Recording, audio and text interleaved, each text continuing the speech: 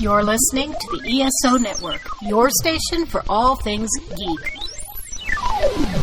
You are now listening to NerdLanta's Mixtape, episode 34. NerdLanta Mixtape, episode 34. Visit us online at nerdlanta.com. Exclusive hot new mix.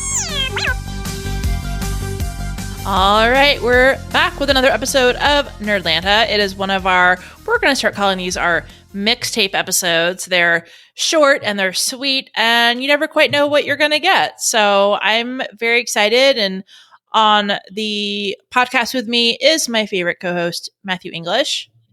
Your favorite and your only. How do you know I'm not doing 10 other podcasts? I am by proxy also your least favorite co-host. So that's No, you're my favorite. I'm so glad when we're here together. Oh, stop it. I know. XOXO. We're so cute. We are cute. I am so glad that comedy brought us together, and now we're able to do this podcast, and that Chris is such a great producer, and it's so much fun. It is so much fun. This is my favorite part of the week, when we get together and just chat for a couple hours. I know. It is. You're the only person I talk to. It is a nice break, we're staring at screens all day, and it's nice to just sort of get I'm sure you engage with people at work, but I don't ever leave my house. I mean, I'm working from home and hang out with Brittany all day because she works from home. So this is truly the only other time in my day where I'm actually talking to other people. Well, I'm so fortunate to get to share it with you. So, Julie, why don't you tell the listeners what today's mixtape is about? Since it is Halloween time, we're going to talk about one of the all-time best scary movies, in my opinion. We're going to talk about Scream. That's when you have to scream. Ah! Every time we say Scream, we have to go, ah! I won't do a blood-curdling scream. I'm afraid my neighbors are listening, so I gotta... I want our audience to do that too. I'm learning, yeah. Or it's like the opposite of a drinking game, right? Whenever we say scream, you have to scream and take a shot, and then scream again. And then scream. In that order.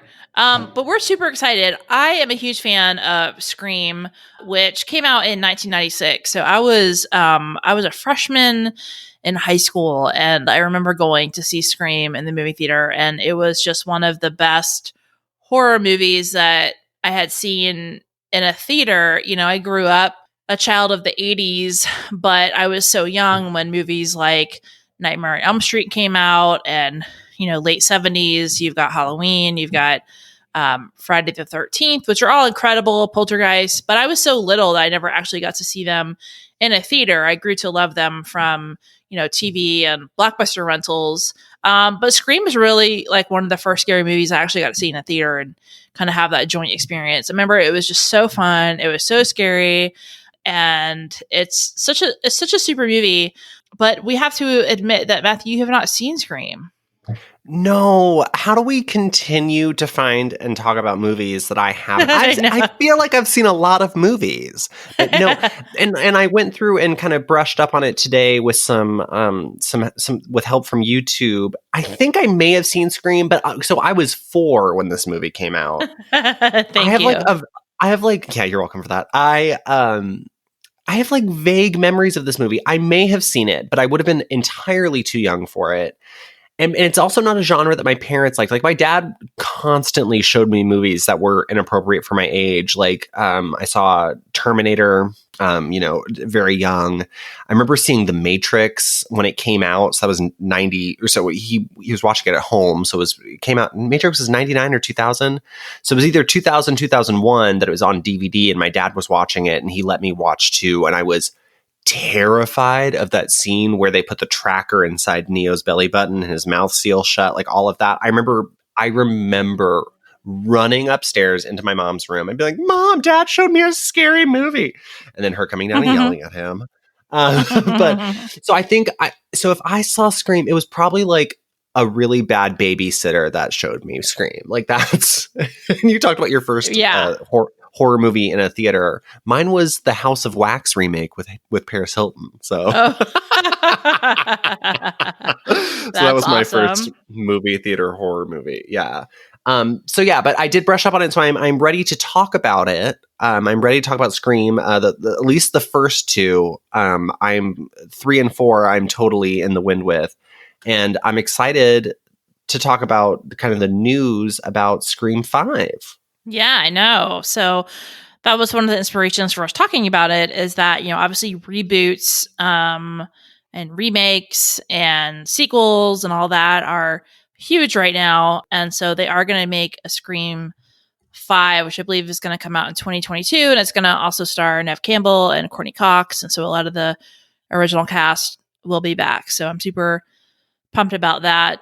I think Scream is one of those scary movies that it's created by Wes Craven, who did Nightmare on Elm Street, and I feel like it's you have this batch of early horror movies that really kind of tie in the teenager experience with a slasher film. And I feel like there was kind of like a big gap, between the kind of late 70s, early 80s until Scream came out in 96, where there really weren't a lot of memorable, there were scary movies, but really those scary movies that tie into that teenage experience. And I feel like that's one thing that makes Scream, so memorable, and also probably why I loved watching it as a freshman in high school, because I was practically their age, is that it brings to life kind of the high school experience. You've got like the nerdy kid, you've got the popular kids, you've got, Neve Campbell, who's like struggling whether to, have sex with her boyfriend or not. And, just kind of all the similar themes that we see, right? Like, don't be a virgin, you'll get killed. But there really hadn't been a lot of that. For that time period. Yeah, and it really, that the first one especially is such an homage to you can tell the writer Kevin Williamson, he really loved horror movies, and I think you're right. There was this like lull of horror films. I think people were just so inundated after the 80s. You had so many horror franchises, that were birthed in the 80s, and some continued through the 80s, like Halloween and Friday the 13th and Nightmare on Elm Street, and you've just got so many I think people were just kind of burnt out on slasher films. They wanted a new take on them, and I think Scream kind of got to be that, because there are references to all of those films. Mm-hmm. Built in, and so it's kind of a love letter to the genre in a way, which it was its way of being a new take, and took on the modern teens, for its time. It was the modern teen story for a horror film where they could place themselves, since there had been this lull. I think that it also contributed to its success. Yeah, and you're right. It was sort of making fun of horror movies. It was like a horror movie within a horror movie, very meta, where they talk about, they reference other horror movies, and they talk about the ways in which you will certainly get killed, which is based on other horror movies. So there's even a small scene in it where the principal of the high school, who's played by Henry Winkler, goes out into the hallway, and you see a custodian cleaning the floors, and it's like an older version of Freddy Krueger. Yeah. So it's so funny. He's like, "Good night, Fred," and it's like old Freddy Krueger character, which obviously Wes Craven directed both those films. So it's just a fun little Easter egg. Easter eggs like that all over, like Drew Barrymore in the first that amazing opening, and that first 5-minute opening. Even she admits, she kind of throws out there, she's like, when Ghostface calls her, he asks her what her favorite horror movie is, and she asserts that his is probably Friday the 13th, and he's like, "Oh, those are good movies," and she's like, "Well, the first one was, but the rest of them were trash." Right. And it's like, "Oh, that's funny." And another Easter egg I saw in there that was similar to that was do you remember Jamie Kennedy's character in the first one being like the horror movie buff who gives his kind of like tips on how to survive a horror movie? So there's the scene when Ghostface comes up behind him. He's watching Halloween, yelling at Jamie Lee Curtis by the name Jamie, telling her to turn around. He's like, "Turn around, Jamie, turn around." And then Ghostface is like literally behind him. Yeah. Literally behind him. And just watching it in hindsight, knowing that his name is also Jamie. It's just so Wes Craven did such a great job with that, just really being a great take on the horror movie genre, and both being a great horror movie standalone, but also with some phenomenal commentary on the genre. Definitely, it's just so layered. Yeah, it's very aware. It's like a very aware, very self-aware horror film, very self-aware. And originally, though it was produced by the Weinstein brothers, and they actually approached George Romero and Sam Raimi to be the original directors, and they passed it off. And then Wes Craven was also asked, and he passed it over as well. But then when he found out Drew Barrymore agreed to be in the film, then he agreed to do it. Yeah, he had signed on to another. Was it The Haunting? He was signed on to another project that fell apart, and then Drew Barrymore was kind of the icing on the cake for him. I think that's because Drew Barrymore had her kind of disappearance from Hollywood, and then I find her involvement in the film to be very much like one of those fun marketing ploys that studios use that are really fun, where it's really hard to appreciate them when you see these movies in hindsight if you weren't there for how marketing outside of the theater can be a part of the movie's experience. Mm-hmm. Similar to the way like Eyes Wide Shut was billed as like a sexy erotic thriller. And then you go to see it, there's a lot of sex in it, but it's not erotic. Like it's gross. But it was, you get the two hottest actors in Hollywood who are married, get them to play a married couple, bill this as a movie that's full of hot, steamy sex, and then release it and then let people see it. And so I feel the same way with like Drew Barrymore being on the poster, the theatrical release poster, it's her face. And then to have her die in the first 10 minutes. That's totally. And she was originally supposed to play Sidney Prescott. She was supposed to play the Neve Campbell role. But then they decided to have her play Casey Becker. And again, like she was on set so minimally. I think she filmed all her scenes within the first like 5 days of production. So Drew Barrymore was kind of in and out. She was like, I got my scene done.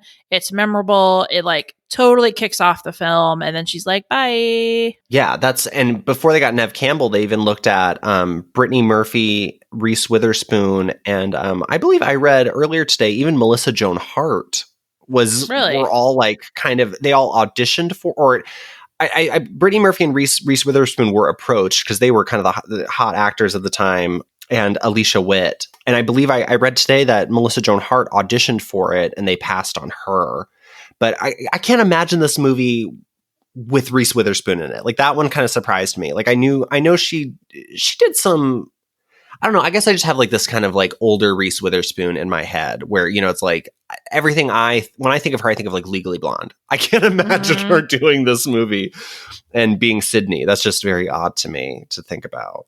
I know. I mean, Neve Campbell's perfect for the role, I'm sure any of the other actresses would have been great, but I don't know. I just feel like it's almost like the other actresses they were thinking of were like kind of pretty and soft and like, I don't know what the word, like Neve Campbell kind of has a hardness to her. You know what I'm trying to say? Like she kind of has this hardness to her, which I think kind of fit well for her storyline. Agreed. I agree with that. And then fun fact about the casting of her name, Rose McGowan, to play Neve Campbell's best friend. She dyed her hair blonde before going in for her audition because she knew that Neve Campbell had been cast, and she was like, well, they're not going to cast two brunettes to be best friends, so I better diversify myself. And in some of the things, and I'm watching, clips from the movie today, I thought Rose McGowan did a good job. What did you think of her performance as someone who's recently rewatched it? Yeah, I know. I just rewatched it this week. I feel like she did a great job. She's a great sidekick character. She kind of plays Neve Campbell's support. She's kind of the only one in the crew that's actually like, her boy, Neve Campbell's boyfriend is terrible, played by Skeet Ulrich, I don't know how you say his name. He's in the new Riverdale where he plays a dad, which is like, just so weird to see, my childhood, my high school like crushes and such are now playing parents in new kind of takes on different genres. But he's terrible. He's like, oh, your mom was killed. I know your mom was killed a year ago. I know she was raped and killed. I know that you were almost killed yesterday by somebody in a ghost mask, but like you will not sleep with me. You know, he's such a gross character. So I feel like, you know, her best friend is really the only person in the film that's like, you're not crazy. Like everyone around you's crazy. You're fine. And then unfortunately, you know, she gets her head chopped off in a cat door in the garage. That is brutal. That is that's like a Final Destination level grisly death for me. Like that's it's so Final like her neck Destination-y. snapping. Yeah. It's like no. Yeah, it's so Final Destination-y where you're like, why is she going in the cat door? And like, you know, like you're like, why are you doing that? Oh no, the door's opening. Yeah, it's like it's so absurd, but it's so memorable. Like I was watching it with Brittany, who I don't think Brittany has seen the movie probably since she was in like middle school or high school. It's been a long time. But she remembered that scene. I mean, that scene was one of those pivotal scenes that she remembered, you know, 20 years later or so. Yeah, and that's what we talked a little bit before. So it's memorable. Yeah, no, it is. And the problem is I'm conflating my memories of Scream with Scary Movie, because you'll remember they parodied that exact moment in Scary Movie. I know. You know, with a larger actress and a tinier cat door. It's just, it's so bad, but it's so funny. It's so funny. Oh, you know, Scary Movie was originally Scary Movie was the original title of the Scream movie, which is funny that then it became a parody movie. I did. The parody movie. I've got some fond memories of Scary Movie. I love that whole, even into the third and fourth one when they kind of go off the rails. I think the first and second one are great. The third and fourth are a little bit too much. But yeah, I love the first one for sure. That was great. The first Scary Movie was wonderful. So this is something I didn't know. Did you know that Scream is partially inspired by a real life story? I did not know that. Tell me more. No. So it's partially inspired by a real life series of student murders from Gainesville, Florida in 1990. They dubbed the killer the Gainesville Ripper. And the writer Kevin Williamson picked up on the story and was inspired by Halloween and kind of merged this true story with Halloween. And came out with Scream. And there was a bidding war over the script when it first hit Hollywood. It was every big studio was bidding on it when it first came out. Kevin Williamson's script. So yeah, kind of creepy too. I want to do, maybe there's like a Dateline episode about the Gainesville Ripper that we can watch and get the true story behind Scream. I know. I'm Googling it right now. I'm like, I want to see what I literally said what chops up.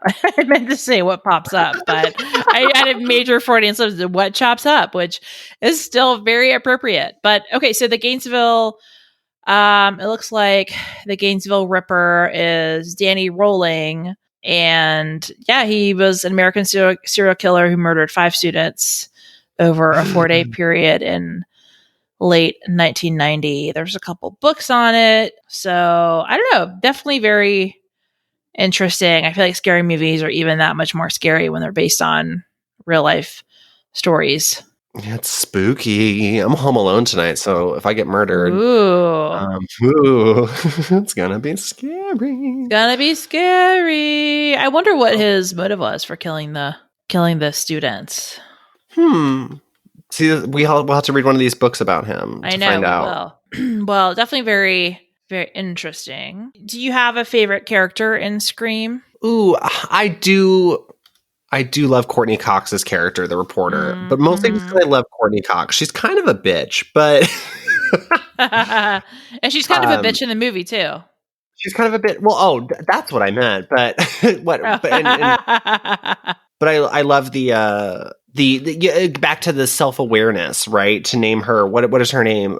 Gail Weathers.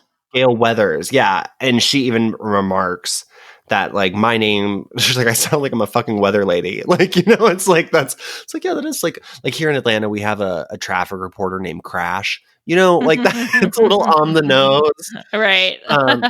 You know, but I do love, and I also love Neve Campbell. And I was trying to think, like, where has she been? And then I Googled her and IMDb'd her and totally forgot that she was in House of Cards. And I remember, I was like, oh yeah, I remember Googling this when House of Cards was out. And I was like, oh, it's Neve Campbell. I haven't seen her in a long time. And that's why it's exciting that she's coming back for the fifth installment. Yeah, definitely. I love Neve Campbell. I was a big fan of Party of Five.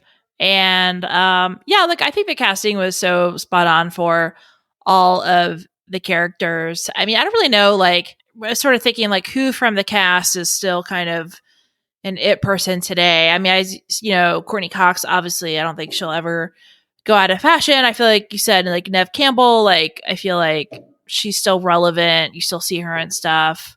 A lot of the male characters in the movie, I don't, like I said, like Skeet Ulrich is in Riverdale, and Matthew Lillard. I don't really know what he's done recently. Every time I see him, I think about those Scooby-Doo live action movies. That's totally what. That's all I think of when I see him, and I'm like, oh, Shaggy. I love watching the movies though. Yeah, they totally bring me back to the 90s. I haven't seen him in a long time either. Like Neve Campbell's bedroom. Oh, I was just saying, like, I love watching Scream because it brings me back to the 90s. Like Neve Campbell has like an Indigo Girls poster in her bedroom, and like everybody's hair is like so quintessentially 90s. It's like so fun to watch it all these years later. Yeah, for sure. And then I was like watching clips from Scream today and like seeing Neve Campbell again. I was like, oh, you know what I want to watch? The Craft. Oh my God, yes. Like quintessential 90s movie for me. Which Skeet Ulrich is in The Craft too. So it's like he had these like string of 90s, which it also came out in 1996. Oh, were they released the same year? Oh, interesting. I did love The Craft. I did have like a weird thing for witches. I watched Charmed, which is how I was introduced to Rose McGowan when she came in and replaced Shannon Doherty as a whole series based on the fact that there's 3 sisters, and like halfway through the series, they're like, JK, there's 4. 3 wasn't enough. 3, well, when one of the sister dies, you don't want to end the show. You need a mystery 4th sister. Mystery 4th sister. I never watched the show, but I did hear good things about it. I've tried to rewatch. It was like such a big part of my sister and I. It was one of those. My parents were really into like letting us watch things were just completely age inappropriate. Like we were entirely too young to watch Charmed, but we got into it somehow. My sister and I, and we watched it every Thursday night on the WB.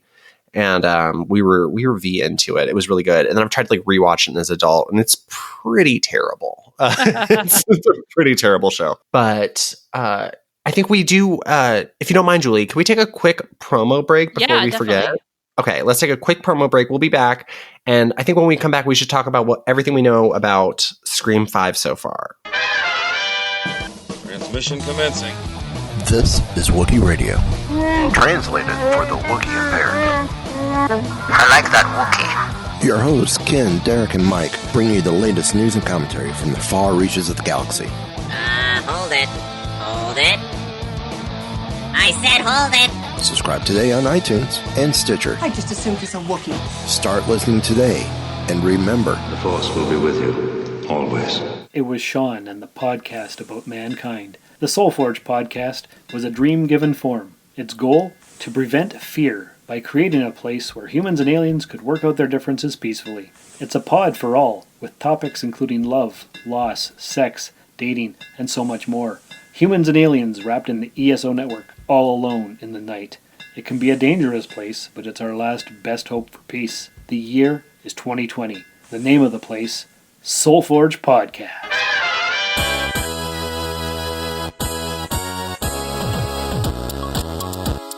We're back to our mixtape episode where we're talking about the 1996 horror movie, Scream. Scream. So exciting for number 5, and I will have to watch 2, 3, and 4 right away. First of all, release date. I don't think they're 2021, 2022, something along those lines, right? Yeah, I think last I heard it was 2022, but I'm not. Yeah, I'm also not good with dates, but yeah, probably. Yeah, no, I'm trying to remember. I read it earlier today. Now I'm forgetting. But last month it was announced that Neve Campbell is returning and David Arquette. So that'll be fun. I know. And Courtney Cox. David Arquette and Courtney Cox, as you know, met on the set of Scream and got married, and they had a baby who is now a teenager named Coco. And so I guess the family will be reuniting for the new Scream movie. I've heard that they have like an amicable relationship since their divorce, though, so I'm not too worried about that. But it'll be fun. It'll be fun to get the gang back together, I guess. What has David Arquette been in since Scream? I don't know. That's the real question. He's 59 years old now, which to me is just like literally crazy. Is that insane? David Arquette's almost 60, right? That's just like what? That's just beyond understanding. But yeah, so a lot of the original cast is going to be back. I do kind of wonder how they're going to kind of fit in the characters. Jenny Ortega, who is a young actress, is going to be joining the cast as well. And she's 18 years old. She currently lives in North Carolina. Yeah, I mean, she's going to be joining the cast. I'm not exactly sure like who her character is or who she's playing, but they're definitely casting it up. They are, yeah. I'm excited about it. They've got, unfortunately, Wes Craven is not directing. It's being directed by Tyler Gillett and Matt Bettolini-Olpin, who I don't know off by their names, but after Googling them, Mr. Bettolini-Olpin was involved with, I don't know if you ever saw the horror movie VHS. Oh, but yeah. I remember it being like super creepy. Yeah. Or it was like an anthology horror film. It was, just a series of found footage film. I remember it being super spooky, and I don't normally like scary movies because I don't get scared during them, but I remember being mildly scared during that one. So I'm excited. I'm excited for 5, and we'll see. Yeah. We'll see what we can get into. I'm sad Wes Craven won't be a part of it. That is a bummer. I know. Well, he passed away, so I guess if he was a part of it, that would be like that would be cool. The ultimate. I didn't know he had passed away. Look at me not knowing things. He did. He passed away a couple years ago, and ironically, not the only reason I know that it was on the news, but my sister actually knows Wes Craven's daughter, and so she like found out that her dad had passed away, and to her it's just her dad, but to the world it's Wes Craven. It's crazy, but.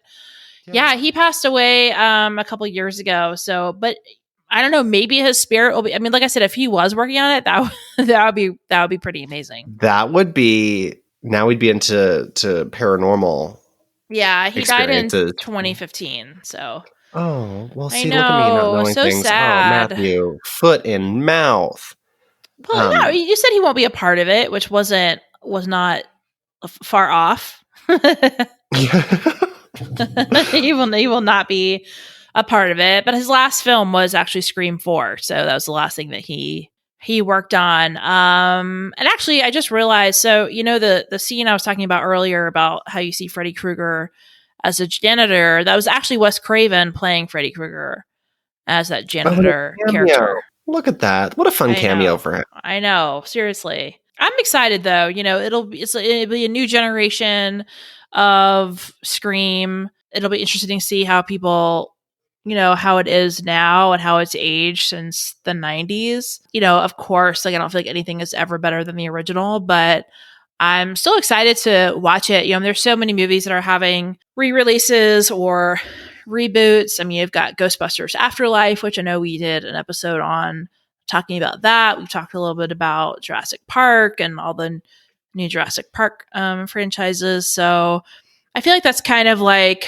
what people want nowadays. It's like there's not as much original content. It's so much like reboots and remakes. But I guess, people want nostalgia. I think we're very much a part of a nostalgia, and I blame BuzzFeed for this. The nostalgia is so big. Like in Dune, I mean, like everything's getting a remake. It's just another Tron's coming out. I read the other day. Like really? It's I just, didn't know about that. Like Tron 3 now, or the end of 3. Yeah, it's just everything's getting a reboot, a remake these days. But yeah, hopefully, I feel like the new Scream is in good hands. I feel like I'm excited to see. I'm glad that they got the original cast back, or those who have survived over the last 4 films. Kind of a spoiler alert for me. I'm not gonna like watch it and be like nervous for Nev Campbell at any point. That's what happens when you wait 20 years to see a film, right? But yeah, that's and so the release date 2022. Do you think we'll be able to see films in theaters by then?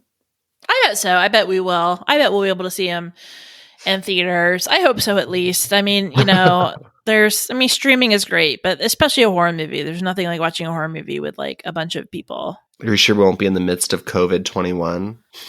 Maybe instead of Scream, it should be called COVID. It's irresponsible to scream unless you're wearing a mask. Screaming. That was smart. Your joke was way better than mine. Mine did not land. But you took it. You took the joke. You found the funny. Yes, everyone when they're screaming has to wear a mask.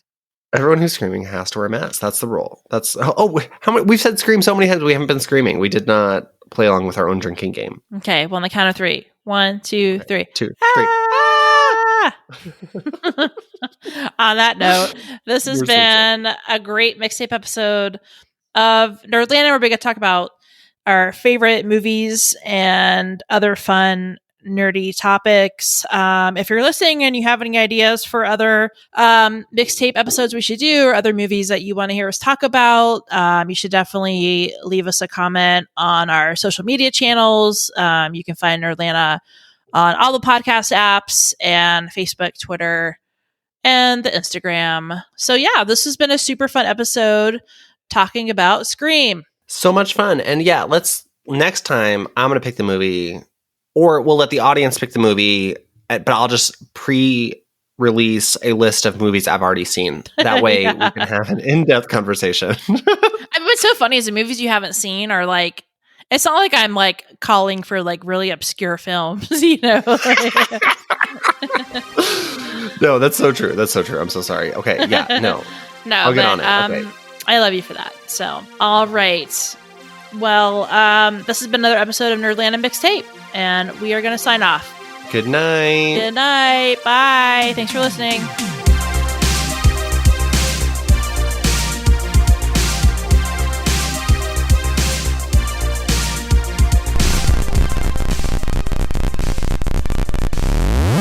That's one small step for man, one giant leap for mankind. This has been a broadcast of the ESO Network. Be part of the crew and help support our shows by donating to our ESO Patreon or by shopping through Amazon.com or the TeePublic store, which can all be found at www.esonetwork.com. The ESO Network, your station for all things geek.